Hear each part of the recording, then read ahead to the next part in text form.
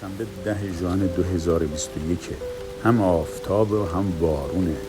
آفتاب بر تن رودخانه میتابه و قطره‌های بارون رقص کنان با تن رودخانه که خندان است می‌آمیزند و هر دو مست میشوند. و من که با رودخانه و طبیعت و جنگل و تاریخ همسایه هستم و من که در کنار رودخانه در محل کارم تماشاگر غوغای طبیعت هستم بیقرار میشوم.